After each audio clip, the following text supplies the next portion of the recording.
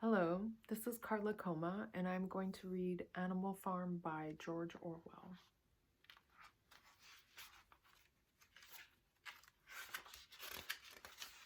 Chapter 1. Mr. Jones of the Manor Farm had locked the hen houses for the night, but was too drunk to remember to shut the pop holes.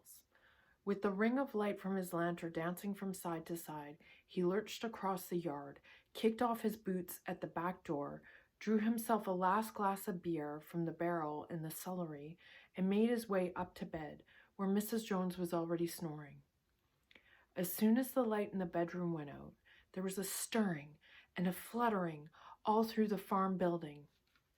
Word had gone round during the night that old Major, the prize middle white boar, had had a strange dream on the previous night and wished to communicate to the other animals.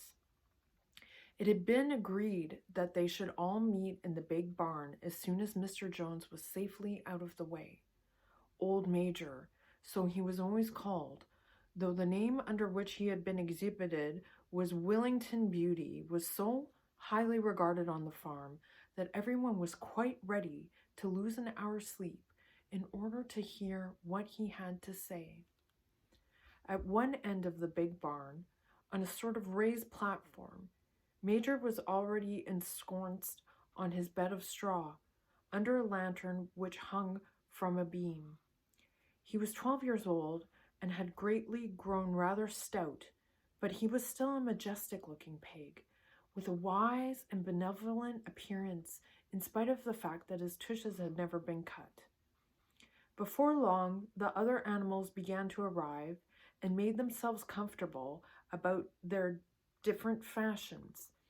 First came the 3 dogs, Bluebell, Jessie, and Pincher, and then the pigs, who settled down in the straw immediately in front of the platform. The hens perched themselves on the window sills. The pigeons fluttered up to the rafters. The sheep and cows lay down behind the pigs and began to chew the cud. The 2 cart horses, Boxer and Clover, came in, walking very slowly and setting down their vast hairy hoofs with great care lest there should be some small animal concealed in the straw. Clover was a stout, motherly mare, approaching middle life, who had never quite got her figure back after her 4th foal. Boxer was an enormous beast, nearly 18 hands high, and as strong as any ordinary horses put together. A white stripe down his nose gave him a somewhat stupid appearance, and in fact he was not of first-rate intelligence, but he was universally respected for his steadiness of character and tremendous powers of work. After the horses came Miro, the white goat, and Benjamin, the donkey. Benjamin was the oldest animal on the farm, and the worst tempered. He seldom talked, and when he did, it was usually to make some cynical remark. For instance, he would say that God had given him a tail to keep the flies off, but that he would sooner have no tail and no flies. Alone among the animals on the farm, he never laughed. If asked why, he said that he had nothing to laugh about. Nevertheless, without openly admitting it, he was devoted to Boxer. The 2 of them usually spent their Sundays together in the small paddock beyond the orchard, grazing side by side and never speaking. The 2 horses had just lain down, and with a brood of ducklings, which had lost their mother, filed into the barn, cheeping feebly and wandering from side to side to find some place where they would not be trodden on. Clover made a sort of wall round them with her great foreleg, and the ducklings nestled down inside and promptly fell asleep.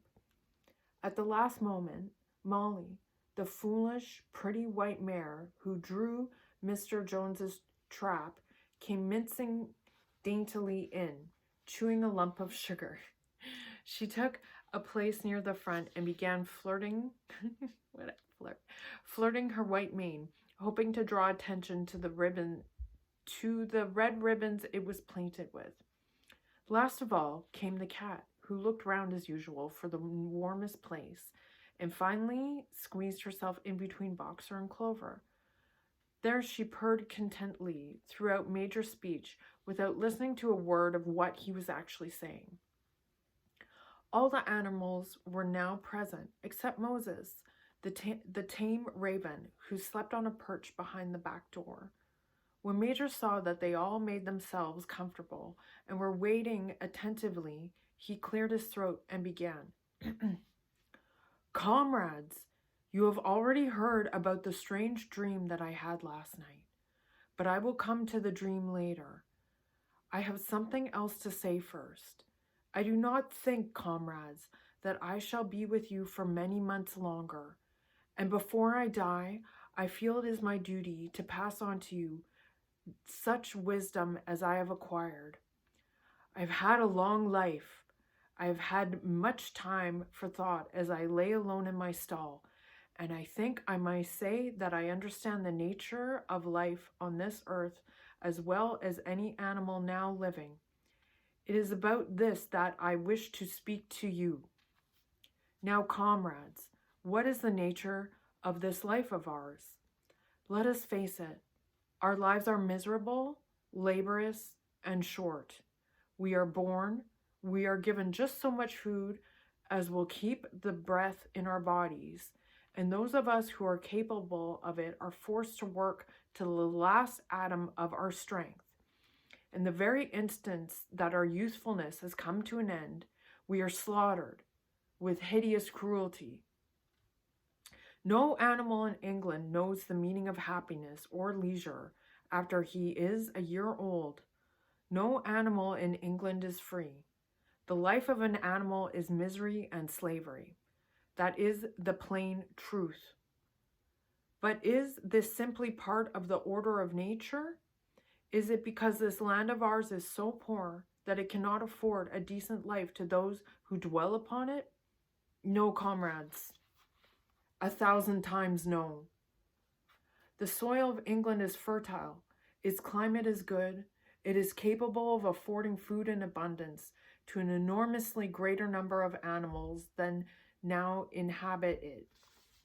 This single farm of ours would support 12 horses, 20 cows, hundreds of sheep, and all of them living in a comfort and dignity that are now almost beyond our imagining. Why then do we continue in this miserable condition? Because nearly the whole of the produce of our labor is stolen from us by human beings. There, comrades, is the answer to all our problems. It is summed up in a single word: man. Man is the only real enemy we have. Remove man from the scene, and the root cause of hunger and overwork is abolished forever. Man is the only creature that consumes without producing. He does not give milk. He does not lay eggs. He is too weak to pull the plow. He cannot run fast enough to catch rabbits. Yet he is Lord of all animals. He sets them to work. He gives back to them the bare minimum that will prevent them from starving, and the rest he keeps for himself. Our labor tills the soil, our dang fertilizes it, and yet there is not one of us that owns more than his bare skin. You cows I see before me, how many thousands of gallons of milk have you given during this last year? And what has happened to that milk, which should have been breeding up sturdy calves? Every drop of it has gone down the throats of our enemies. And you hens, how many eggs have you laid in this last year? And how many of those eggs ever hatched into chickens? The rest have all gone to market to bring in money for Jones and his men. And you, Clover, where are those 4 fowls you bore? You should have been the support and pleasure of your old age. Each was sold at a year old. You will never see one of them again. In return for your 4 confinements and all your labor in the fields, What have you ever had except your bare rations and a stall? And even the miserable lives we lead are not allowed to reach their natural span. For myself, I do not grumble, for I am one of the lucky ones. I am 12 years old and have had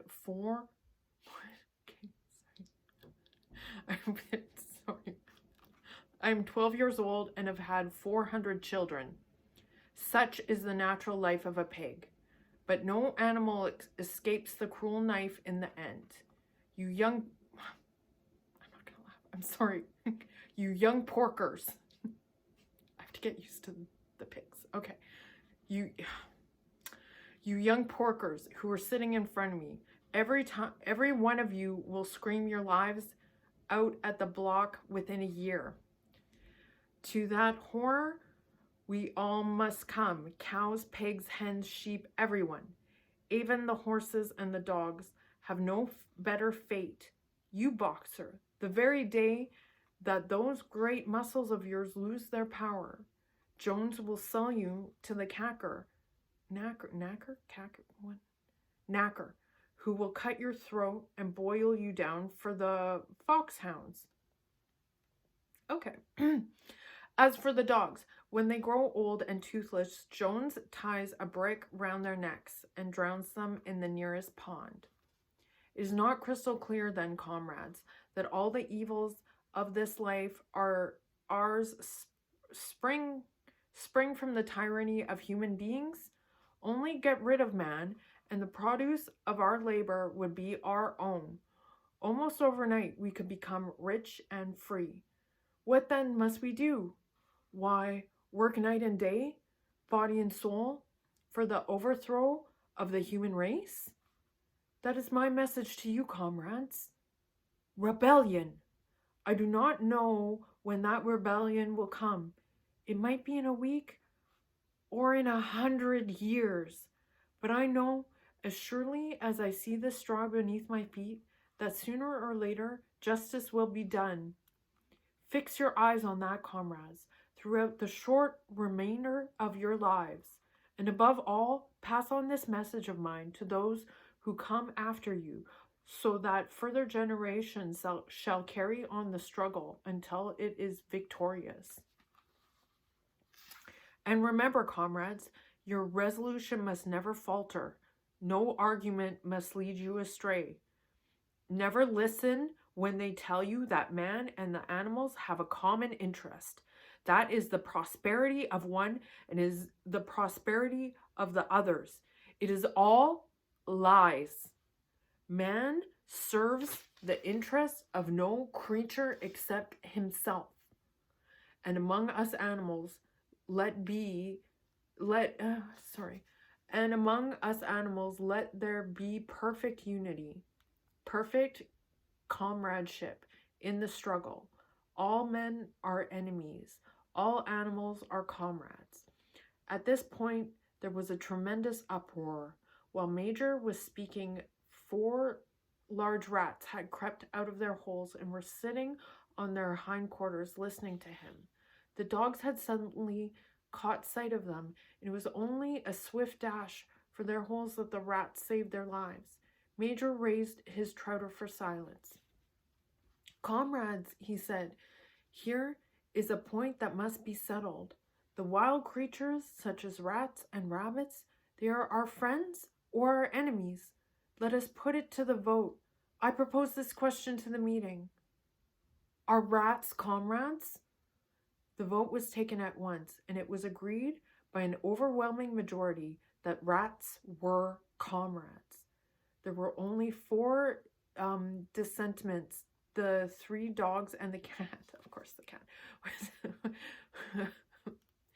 who was afterwards discovered to have voted on both sides. Okay. Major continued, I've little time to say. I merely repeat, remember always your duty of enmity towards man and all his ways. Whatever goes upon 2 legs is an enemy. Whatever goes upon 4 legs or has wings is a friend. And remember also that in fighting against man, we must not come to resemble him. Ooh. Even when you have conquered him, do not adopt his vices. No animal must ever live in a house or sleep in a bed or wear clothes or drink alcohol or smoke tobacco or touch money or engage in trade. All the habits of man are evil. And above all, no animal must ever tyrannize over his own kind, weak or strong, clever or simple. We are all brothers. No animal must ever kill any other animal. All animals are equal. And now, comrades, I will tell you about my dream of last night. I cannot describe that dream to you. It was a dream of the earth as it will be when man was vanished. But it reminded me of something that I had long forgotten. Many years ago, when I was a little pig, my mother and the other sows listened to an old song of which they knew only the tune and the first 3 words. I had known that tune in my infancy, but it had long since passed out of my mind. Last night, however, it came back to me in my dream. And what is more, the words of the song also came back. Words, I am certain, which were sung by the animals of long ago and have been lost to memory for generations. I will sing to you that song now, comrades. I am old and my voice is hoarse, but when I have taught you the tune, you can sing it better for yourselves. It is called Beasts of England. Old Major cleared his throat and began to sing. And he had said his voice was hoarse, but he sang well enough, and it was a stirring tune, something between Clementine and some other Characha. Okay, I'm not gonna really know the tune. The words rang. Oh, maybe I can get it. Beasts of England, beasts of Ireland. No, I'm not gonna sing this. Okay, I'm just gonna say it. Okay, for the animals. Okay, beasts of England, beasts of Ireland, beasts of every land and chime, hearten to my joyful tidings of the golden future time. Soon or late the day is coming, tyrant man shall be o'erthrown, and the fruitful fields of England shall be trod by beasts alone. Rings shall vanish from our noses, and the harness from our back. Bit and spur shall rest forever. Cruel whips no more shall crack. Riches more than mine can picture, wheat and barley, oats and hay, clover, beans, and mango wurzels shall be ours upon that day. Bright will shine the fields of England, pure shall its waters be, sweeter yet shall blow its breezes on the day that sets us free. For that day we all must labor, though we die before it break. Cows and horses, geese and turkeys, all must foil for freedom's sake. Beasts of England, beasts of Ireland, beasts of every land and clime, hearten well and spread my tidings of the golden future time. The singing of the song threw the animals into the wildest excitement. Almost before Major had reached the end, they had all began singing it for themselves. Even the stupidest of them had already picked up the tune and a few of the words. And as for the clever ones, such as the pigs and the dogs, they had the entire song by heart within a few minutes.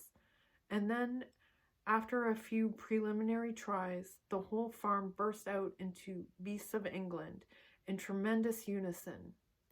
The cows lowed it, the dogs whined it, the sheep bleated it, the horses whinnied it, the ducks quacked it.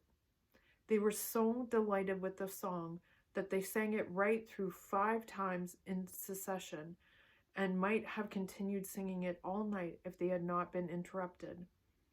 Unfortunately, the uproar awoke Mr. Jones, who sprung out of bed, making sure that there wasn't a fox in the yard. He seized the gun, which always stood in the corner of his bedroom, and let fly a charge of number 6 shot into the darkness. The pellets buried themselves into the wall of the barn, and the meeting broke up hurriedly. Everyone fled to his own sleeping place. The birds jumped onto their perches, the animals settled down in the straw, and the whole farm was asleep in a moment.